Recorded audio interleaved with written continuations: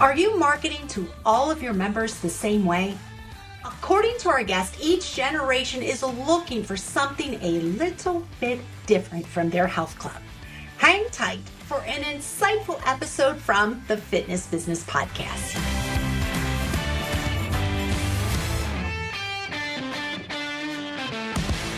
To get all of the latest info on episodes, guests, hosts, and our sponsors, follow us on Facebook, Instagram, and LinkedIn. Just search the Fitness Business Podcast. Oh, and one more thing, a review on iTunes is like gold. So please head to iTunes and give us or a guest a review. We love to hear from our FBP family.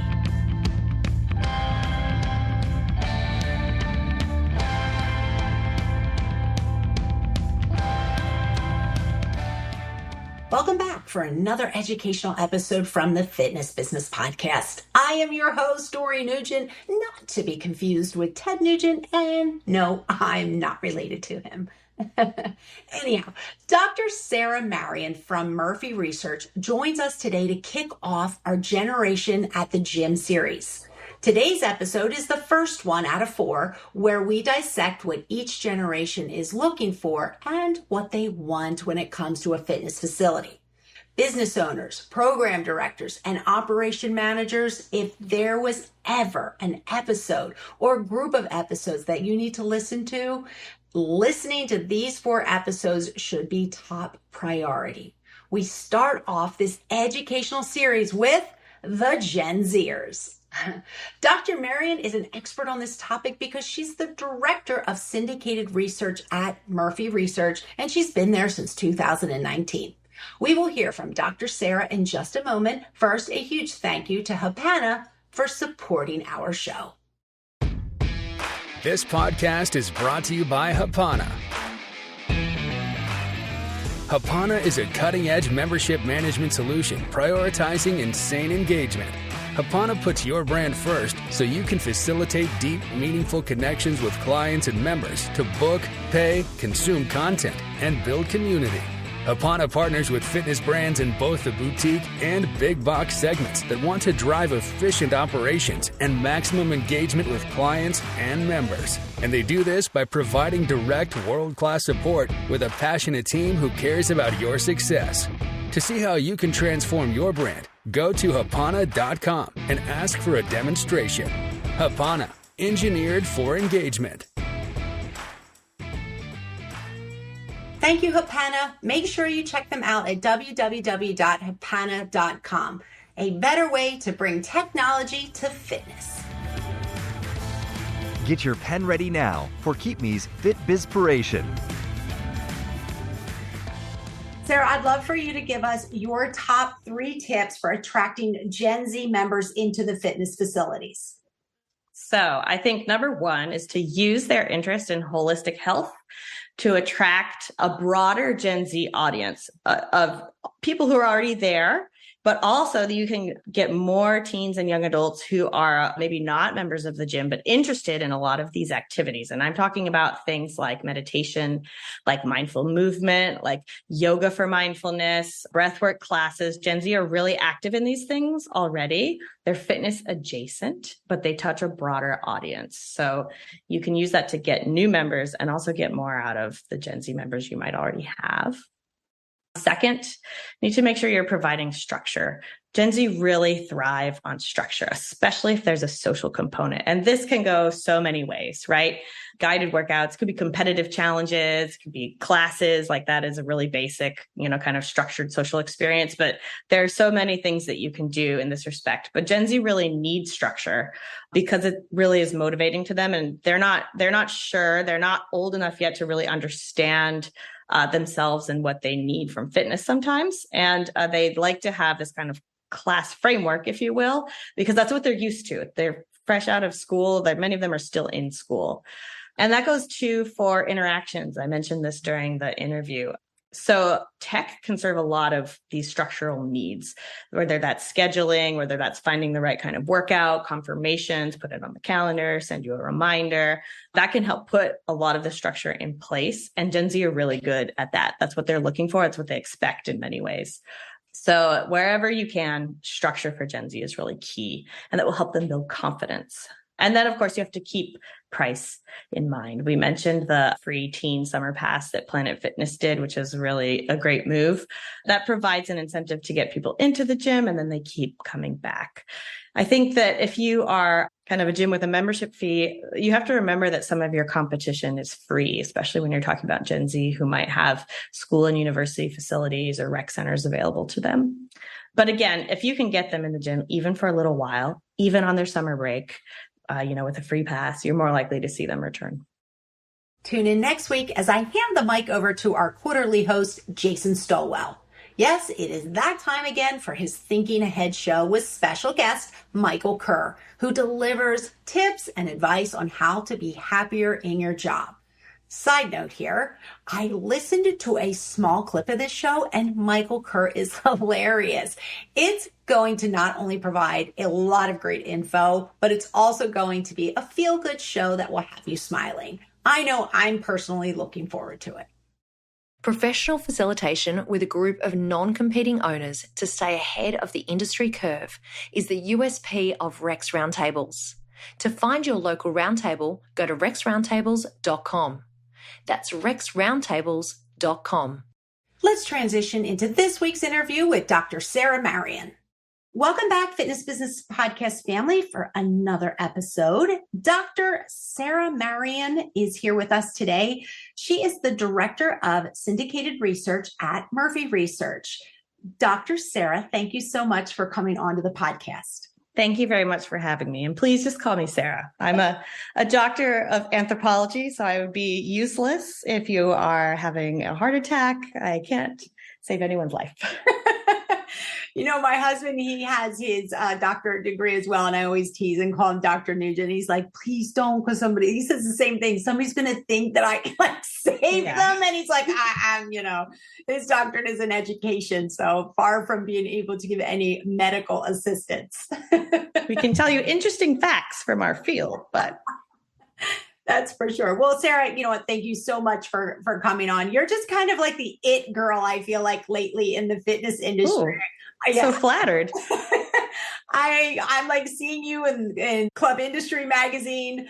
I saw you at Ursa and I'm like, I just have to scoop her up and we're going to do a series with you, which is really cool. Something we haven't done before, talking about the 4 different generations and their wants and their needs when it comes to fitness. I'm excited about it.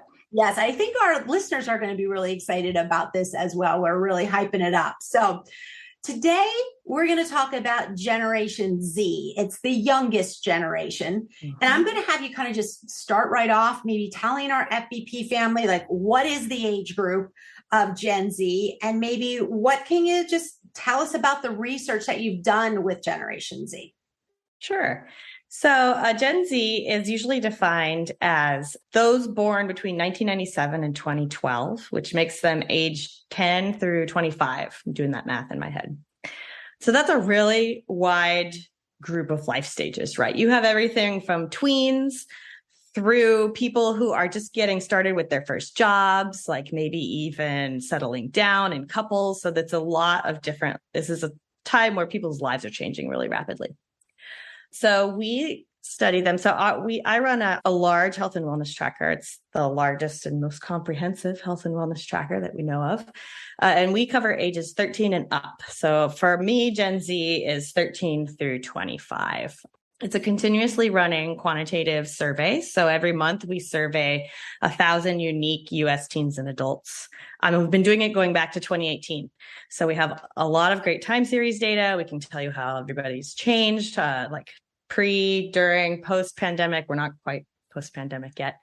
And so for Gen Z, we have focused our lens on them a couple of different times. So once was during the pandemic, kind of that dark winter of 2020. And when we went, and so we looked at them in the data, we have a really deep, large data set, but also we went out and interviewed them.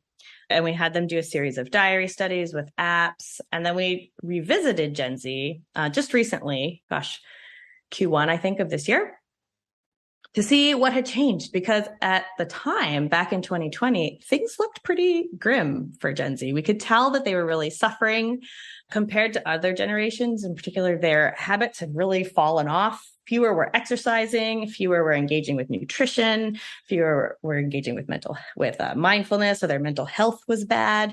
And they were also giving themselves like bad grades across all of their life priorities. And then you started to see all of these headlines in the news about the mental health crisis that Gen Z is having. So we wanted to revisit them to see if they had recovered. So that was the focus of these two particular reports. But we look at them it's just a data cut that we look at all the time. And I'm very interested in how they're doing because I want to know. They're a really interesting cohort. They're the next generation of fitness consumers. So the past deep dive report we did on Gen Z, we found that they had recovered in many ways, especially teenagers. So once they got back to school in person, things were much better for Gen Z. But the young adults they haven't quite found their footing yet, especially when it comes to fitness. So fewer of them are exercising regularly than pre-pandemic. And they give themselves lower grades, not surprisingly, on their physical fitness, on how well they're taking care of themselves, on their athletic ability. We need to get Gen Z, especially those young adults, I think, back in the gym. And that's one of the things that I bet we'll be talking about. All right. Well, fantastic. I have two Gen Zers. So okay. I find this really interesting. I have the 21-year-old and the 23-year-old. Yeah. So this topic here really interests me because I know the fitness pattern of my two kids, but I think they might be rarities. They're big gym goers. They love to work out in the gym, which I find interesting. Neither of them have any interest in virtual fitness whatsoever. Now, they like to watch the videos of the influencers, the fitness influencers. Like, it's funny because their Instagram feeds are filled with fitness influencers, but they do physically go to a gym. That's actually not uncommon. That's actually what we expected to see a lot more uptake of online and digital fitness among this generation, because that seems like what you would obviously think about them. They're so online. All of their lives are conducted, kind of in and out between in real life and online. It's really fully integrated into their lives in a way that is much less true even for millennials. But online fitness just is not as compelling for them, whereas the gym is. And a lot of that is about just developmentally where they are, because adolescence and young adulthood is about like figuring out who you are with other people.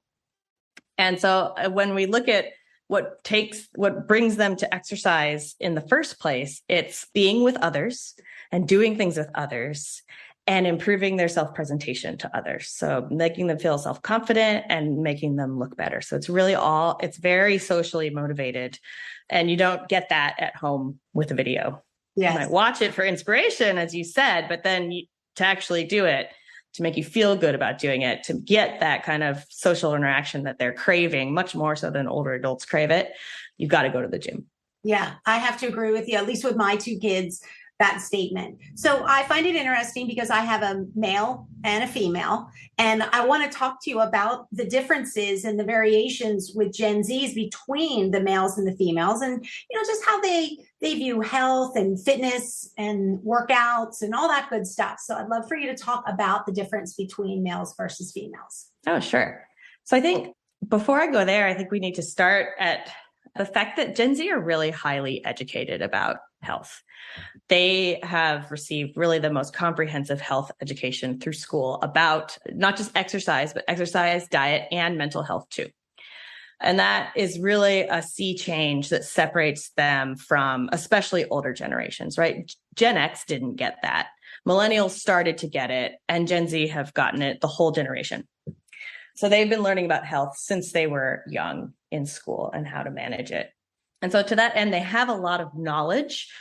And what's different about, say, millennials is the level to which they act on the knowledge, because we're still talking about young people, right? You can eat burgers for a few days and still feel fine when you feel 20. Whereas if you do that when you're 30, it's a little bit worse. So that's similar across young men and young women. this holistic picture of health, the knowledge that like mental health, physical health, what I eat, how I exercise, all those things are intertwined. But what's different is, still some of these familiar kind of patterns. So some of it's familiar. Some of it like gives me hope that things are changing. So for instance, among teens, teen boys and teen girls are engaged in fitness at similar levels. And what I mean when we call fitness engaged is people who tell us that they exercise once a week, wear a fitness tracker, or track their fitness with an app, again, at least once a week or more. So both young men or both teen boys and teen girls qualify for that at the same rates. They're both participating in organized sports. Boys do it a little bit more than girls. Girls are definitely right there. And then during that transition to young adulthood, it drops, and it only drops a few percentage points for boys, but it drops a lot for girls, something like 12 percentage points. Yes. So teen girls, 72% fitness engaged, young adult women, 60% fitness engaged. So something happens there that draws young women out of kind of the fitness market. And what that is, I think we can, we know some of what that is. I think like the transition to young adulthood, you're doing other things, you get new priorities. Young adults rank themselves really high on stress scales. So they, especially young women, they feel very stressed about all these new responsibilities that they have. And so I think some of that is trying to fit fitness in with these other priorities that now are taking higher precedence, but also part of that transition is just learning how to take care of yourself and like being responsible for your own routines, being responsible for feeding yourself properly, being responsible for whatever your fitness habits might be. And for whatever reason, boys are better at keeping up with those consistent fitness habits than girls through young adulthood. And I think a lot of that is a continuing engagement with organized sports that doesn't follow through with young women. So I did mention that I have there's some things in there that give me hope. So we see that decreasing engagement with fitness is a pattern that then continues through the rest of across age cohorts, starting with young adulthood, right? Where men are more engaged in fitness than women are. The younger you get, the more likely young men are to be engaged with nutrition at the same level as young women, which is different from older groups also. So among older groups, men are much less likely to be engaged in nutrition because the woman is typically in charge of the nutrition of her household.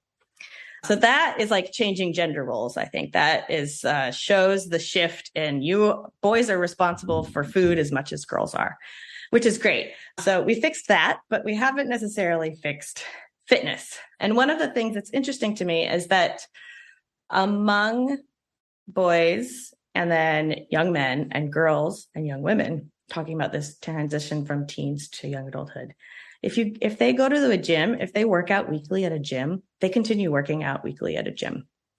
And so one of the things I talked about at URSA is gyms are really critical for keeping young adults engaged in fitness through this transition. I think if you're not already working out at a gym as a teenager, you really don't continue doing that into young adulthood. But if you are, especially if you're a young woman, you then find a gym wherever you land. Say you're going to college, you want to work out a gym, you've already got that in your habits, and that keeps you fitness engaged, which is, gyms are critical for many reasons, but I think for young women in particular. Yeah, I agree in the sense of for fitness facilities to look at this generation and get them started and in the habit while they're young, because most people don't switch gyms. It's kind of a comfort thing. It's like you get used to going to a place. Usually you stay there. I'm not saying everybody does, but usually you stay there. So you're always looking, obviously, to build your enrollment. I think it's such a great generation to go after and start the habit. Would you agree with that? Yes, I would. And I think one of the things that makes it difficult for gyms is that they're very price sensitive. This is a really price conscious time of life. You don't have a lot of extra money. And they also have access to, more frequently, they have access to free facilities, like through their schools and universities, through community centers and rec centers, or through their parents. And so, it might be that through your parents is the best way to get teens into the gym, which is exactly what Planet Fitness did this past summer with their free teen gym pass, which is a great idea. This is like a loss leader, right? Keep those teens in the gym. And now they're here. They know where to go and they'll come back because it's also a relatively low price point. Really, really clever, I think. Yeah, you bring up a great point there. And again, with our audience and our FPP family that's listening today, get the wheels turning about maybe doing some type of junior membership, age category membership, or something like a family membership, or, something again to attract this generation to get in the habit so that they'll continue and they'll come back, even if they leave for college. Once they come back, Christmas break, Thanksgiving break, spring break, that they'll come back to the facility. Yeah. I think you mentioned the comfort level at the gym, establishing that relatively early so that it's not such a big hurdle to come back when you're, say, 19 or 20, and really struggle is not quite the right word, but really transitioning between having the structure of the family life guiding you and being in charge of your own schedule. Yeah, one of the things I'm really excited or that intrigues me about talking with you with this series is the difference between the Gen Zs and then if we go straight to the baby boomers, about the females of that generation and not being comfortable coming into a gym because they weren't brought up around fitness and females going to a gym and females sculpting their bodies. And so I don't want to get too far into it, but that is something that I'm really anxious to kind of hear you talk about as we go through this series. So moving on, what is their approach to fitness specifically, would you say, this generation? Well, I mentioned that holistic conception of health. So like I said, the connection between fitness and these other aspects of health is really strong for them. They know that fitness impacts mental health. They know that what they eat impacts how they work out, and that impacts their mental health too. And that is, again, if we're talking about like differences between age groups, if baby boomers, it is not that connection. They know that it's kind of there and some people feel it, but it's not as mainstream and as strong as it is for younger consumers. And so Gen Z already have that. They know it. And so as a result, that holistic component of fitness means that they are more interested in a lot of the rest and recovery trends that are happening right now, in the mindful movement and mindfulness trends. So they really are active in things like meditation and mindful movement practices and breath work. And so that is kind of a really nice kind of fitness adjacent component that Gen Z is interested in. It also means, so usually what we see is people's sense of health, it becomes more holistic over time. And yet the Gen Z, a large percentage of people are already fully engaged with fitness, healthy eating, and mindfulness right now. And they're very young. And that consumer, what I call like the triple engaged consumer, is a really valuable consumer. They really invest a lot of money and time in their health routines across fitness, across nutrition, across mindfulness. They work out more often and in more locations. They're more consistent about it.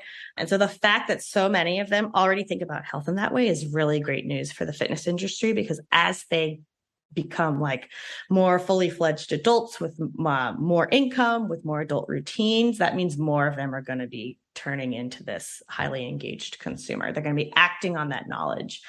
Right now, there's a pretty big gap, I think, because they're so young, between what they know and what they actually do. That's more true in nutrition than it is in fitness. But I think the other thing to remember about young people is that there's this holistic thing, but fitness is often really at the heart of their health habits. So it's what drives them to eat better. It's not about losing weight. It's not about, looking a particular way or preventing disease, the things you see with older consumers. It's about fueling a workout. It also impacts, so fitness also is central to like how they take care of their mental health. So it's really like tool number one in their toolkit. And so when we see fitness levels falling off among Gen Z, that is kind of bad news. It means they're not doing very well. In terms of how they approach fitness, we talked about it being social. Social is super important. It's what's driving them to work out, and it's what they're actually looking for in the activities and the locations themselves. But Gen Z also really attracted to structure. They like structured activities, which makes sense given how old they are, right? They're used to structured activities. They're used to school. They're used to like organized sports. And so there's a lot in high school among teenagers. What that looks like is a lot of participation in organized sports. But then as they transition into young adulthood, that means group fitness. So young adults are actually much more likely to participate in group fitness than other age groups, which is, again, that nice structure, that social. It's the same thing that they were getting from sports. Interestingly, when we talk about millennials have come back to organized sports in large numbers. We'll talk about that later, though. That's a trend that I've been following that nobody was expecting. Okay, that's cool. So let's talk about barriers. What do you think the barriers are for this generation? So sometimes the barriers are just the lack of the things I just talked about. So the pandemic meant that there was a lot less social interaction around fitness, and that became a barrier. So it just wasn't motivating to do because they weren't going to get out of it what they wanted. Lack of structure. So having to like figure out what they want to do and how they're going to do it is a big barrier. These are kind of diffuse barriers, right? And I think that's part of what happens when they transition into young adulthood, is they have trouble finding places to get that structure and that social interaction. But then resources and cost are the other really like logistic factors that hold Gen Z back. They're really price sensitive. And because they're so young, like the lack of resources or not having things close enough to them. Like if you don't have a car, it's hard for you to get across town to the gym. Sometimes it's even hard to get across campus, right? It's things like that. And you don't see that as much with older age groups who have more resources that they can bring to kind of meet their needs. One thing as you're talking just about Gen Z and, as I said before, I have two kids that are in this category and they are in college. And I find it so interesting that the gym is definitely a social place for them. Like I hear about my kids that they're always at the gym. Whenever I call them, they're like, oh, I'm on my way to the gym, or we're all going to the gym. So, I mean, I love that, obviously, but I find that interesting. I don't remember that when I was of that age of like going to the gym for a social event. Oh, I definitely do. My best friend and I in high school were like 17, 18. We used to go, I lived in a college town. And both of our parents were affiliated with the university. We could go to the big university gym. It was so fun. We'd go, we'd do our exercises, we'd check out boys. And so that actually kept me at the gym when I went to college. I wanted that same experience. To go do my workout, check out the boys. What generation are you, though? I am old millennial. Okay, all right. I'm in the next one up. But it was a very social experience. I remember we definitely worked out, but my memory is not of the working out. It's from the chatting and the looking and the flirting. And okay. I don't think I was unusual in that respect, but that's just my own anecdote.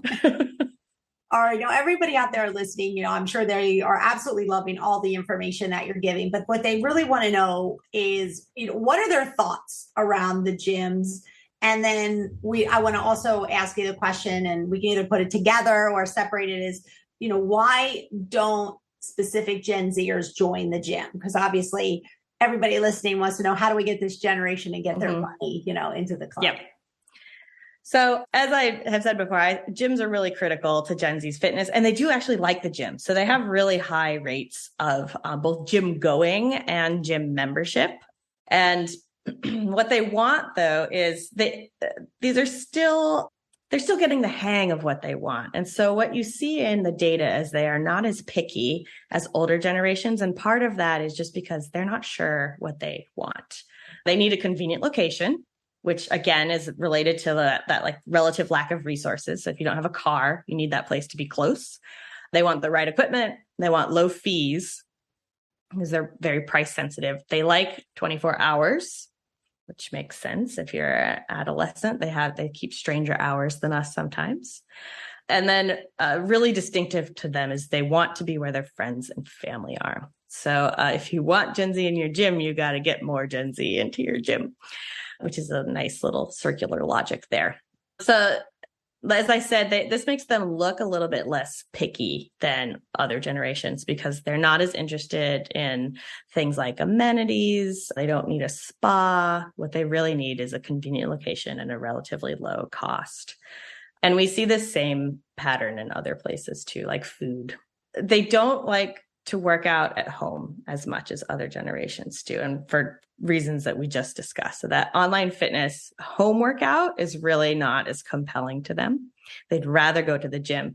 But at the gym, frequently they're using online fitness resources there. So they might be following the workout from the influencer, or they might be using an app to tell them what to do, or they might be just tracking what they do. So there is a lot of interaction, which is really interesting to me because for so long, especially back in 2020, all those headlines were pitting, digital fitness versus the gym. And it's not a competition at all. It's really a complementary relationship there. So in terms of why don't they join gyms? I think a lot of it is all those just basic logistic feasibility reasons. Too expensive, can't get there. I do think that, so I talked about this at URSA, this transition from teenager to young adulthood, we call this the athlete to exerciser transition. So a lot of kids that were really active in organized sports in high school drop those sports and really drop out of fitness entirely for quite a long time sometimes. So they go to college and then, they just party or whatever it is that they do at college. And this is true of both young men and of young women. Now, for a long time, young women were kind of the biggest dropouts, but the pandemic forced that transition, I think, on a lot of young men. And so we see big drop-offs in the number of young men pre-pandemic versus now who are exercising and specifically working out at gyms too. And so a lot of that is about lack of structure. It seems like those athletes should really be low-hanging fruit. They should be coming right to the gym, right? And yet somehow they get lost along the way. And I think that part of it is it's hard for them to create the structure that they had in organized sports. They don't go pursue organized sports at college or wherever they're going next, but they still need the structure of you come at this time and you do this workout and then you leave. And tomorrow you come again at this time and you do this workout and then you leave, because that's all they've ever known. They've never had to direct their own fitness routines. And so there is a nice chunk, I think, of this, again, low-hanging fruit that we could probably get back into the gym if you could find some way to build that structure in a compelling way for them. And then finally, there's this sea of consumers that we're always really wanting them to come to the gym.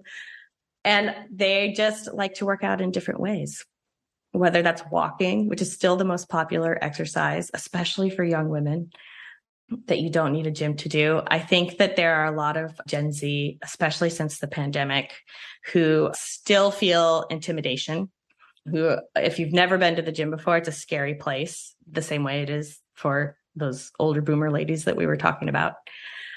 And that's where I think some of those kind of mindfulness focused activities could be really helpful. So you're not coming to work out, you're not coming to lift weights, you're coming to do a breath work session, right?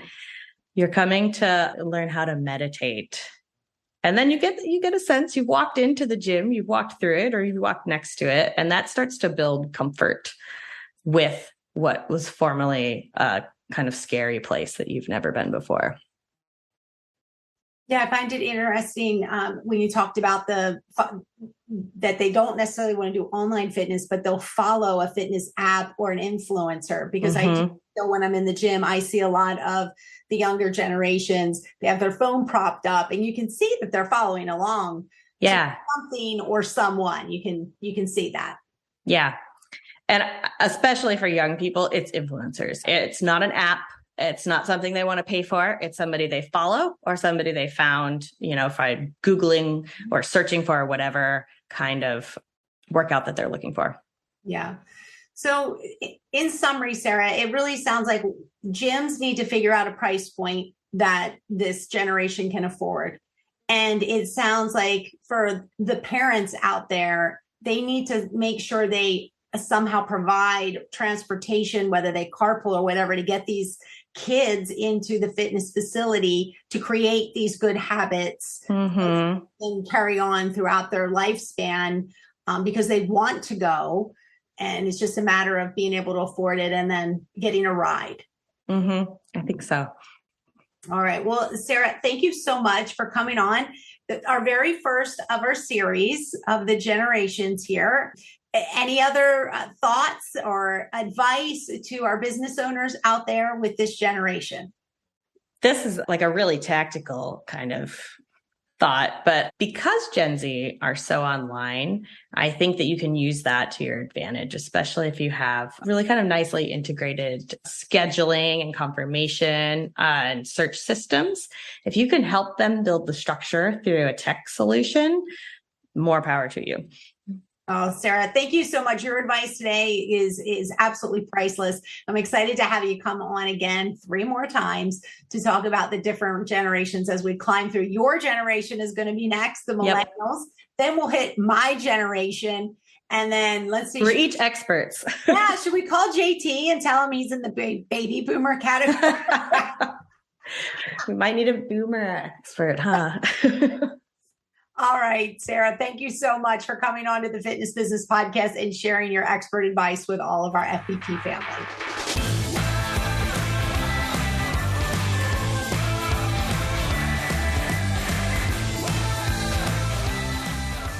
Well, ladies and gentlemen, that concludes our episode today with Dr. Sarah. Thank you, Dr. Sarah, and thank you, FBP, for joining in. Don't forget, the first week of October, November, and December, we will continue our series featuring a new generation each month. Next up in October will be a whole episode dedicated to the millennials' wants and needs. Going forward, if you have any questions for Dr. Sarah Marion about today's episode or any of the upcoming episodes in our series, please head to the show notes for her contact information. I know she would love to hear from you. Show notes can be found at fitnessbusinesspodcast.com. And while you're there, hit that subscribe button, and then the staff here at the podcast will email the show notes directly to you each week. Stay tuned as Thinking Ahead host Jason Stolwell takes his upcoming guest Michael Kerr through the Quickfire 5 questions. G'day, it's JT here, and I was talking to Blair McCaney, the CEO of one of our sponsors, MX Metrics, the other day, and I gave him a hard time about his company's tagline, defeating mediocrity. By definition, that means he's excluding the majority of the market, but Blair just wouldn't budge. He only wants to work with operators who want to punch mediocrity in the face, really smash it. So I've talked to a few of his customers, like Joe Shirelli from Gainesville Health and Fitness, and yeah, it's for real. While Joe is a nice guy, he isn't satisfied with mediocrity either. He's crushing it as well. So I'm still dubious about selling only to operators who want to defeat mediocrity. But if this resonates with you, I reckon you should check them out. Go to mxmetrics.com. But remember, only if you're interested in smashing mediocrity. Quickfire 5, sponsored by Hapana. Okay, Jason, take it away with your super fun guest, Michael Kerr. With us today, we welcome Michael Kerr, a Canadian Hall of Fame business speaker who travels the world researching, writing, and speaking about inspiring workplace culture and businesses that leverage their humor resource to help them laugh all the way to the bank. Michael is also the author of 8 books, including The Humor Advantage, Why Some Businesses Are Laughing All the Way to the Bank, The Jerk-Free Workplace, How You Can Take the Lead to Create a Happier, More Inspiring Workplace. Michael, welcome to the Quickfire 5. Hey, thank you, Jason. Fabulous to be here. We're excited to have you here as well. So let's just start with it. I'd love to hear how you're going to answer question number 1. What is a life lesson that you learned during the pandemic? Make sure your Netflix account is up to date. That's the number one thing. And on a more serious note, just appreciating the small things in life. Love it. Number 2, if you could play a character in any movie, what character would it be? Well, James Bond, of course, I think a lot of men would probably say, but I'm going to go with Austin Powers. I would like to just have goofy, silly fun. That's a great answer. Number 3, please complete this statement. On Sunday mornings, you can find me sitting on my deck in the beautiful, spectacular Canadian Rockies with an incredibly delicious cup of coffee doing the New York Times crossword puzzle. Number 4, a book recommendation. Well, my latest book is The Jerk-Free Workplace. So of course I would recommend that, but I'll recommend a book I actually didn't write, one that I just finished that I just loved. It's called How to Be Perfect. The Correct Answer to Everything, I think is the subtitle, by Michael Schur, the creator of The Good Place. It is a hilarious book about ethics and how to just be a better human being. Fantastic. And then the final question, can you give us a 20-second elevator pitch on why listeners should tune in next week to hear your episode? Because it's going to be fun. We're going to share some laughs, and we're going to share, more importantly, some really cool, fabulous tips and ideas on how to be happier in your job, how to be more engaged and fulfilled in your job, and how to create a more rocking workplace environment. Excellent. Thank you, Michael. FPP family, make sure you tune in next week as we learn more about Michael and inspiring your workplace culture.